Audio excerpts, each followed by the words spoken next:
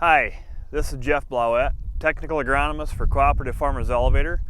And on this week's Field Friday segment, I wanted to talk about the next step of our crop management here for corn.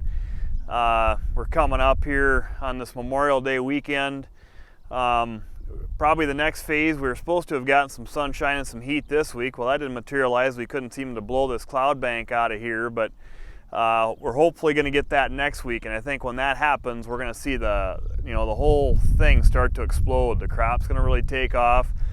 We might also see a flush of weeds really wanting to start to come.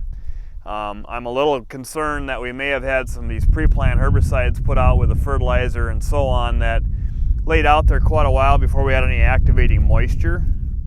A lot of those products work on those seedlings when they germinate, but if they germinated before we got that activating rain, those herbicides really aren't going to control them.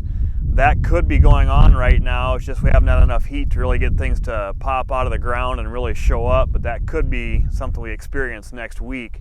So I think next week we're going to want to start looking into this, the spraying time and the time frame of that and the strategy of trying to get that taken care of. But we've evolved over time with the mindset of let these weeds get up to a certain size and then spray them and then hopefully get to canopy. As water hemp and weed resistance has continued to be a bigger and bigger deal, we've kind of wanted to evolve our strategy over time, and we need to continue that to spray in more bare ground, smaller crop, but get some more residuals out there.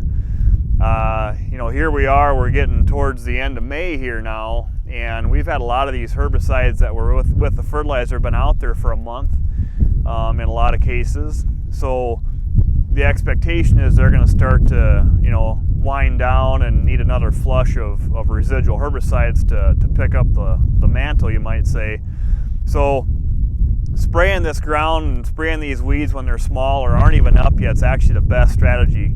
Water hemp being our number one concern weed here, we have continued resistance showing up with a lot of the post-applied products. A lot of different modes of action are struggling to control water hemp once it's out of the ground. But trying to get these products out there early and get moisture activation of some of these products that take that water hemp out when it germinates is more and more important as we go along. So the key is early and before germination. Well, to do that, we need to get out there pretty soon here now. We're at that stage. You can see this crop was planted towards the end of April.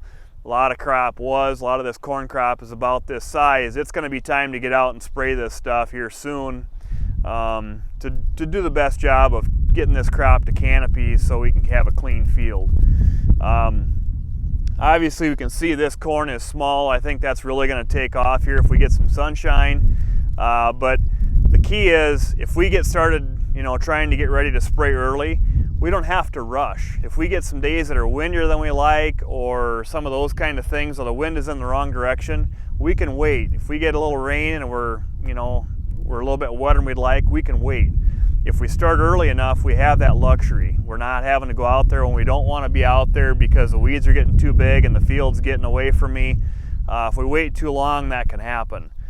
Our goal with a lot of these stacked residual products, we're still trying to kill some of the small weeds that probably will show up and have germinated, but we're going to mainly try and take out that next flush early with some more residual product, and that just puts the benefits on early application even more.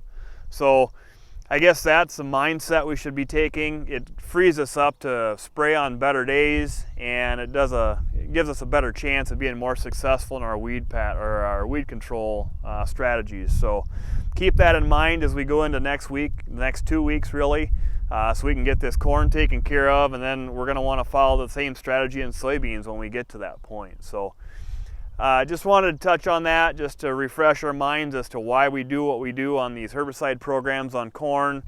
As time has gone on, we're spraying, killing less weeds that are up and trying to keep them from even coming up. So keep that in mind as we go forward. That'll be kind of our thought process for this week's Field Friday, and we'll see you next week.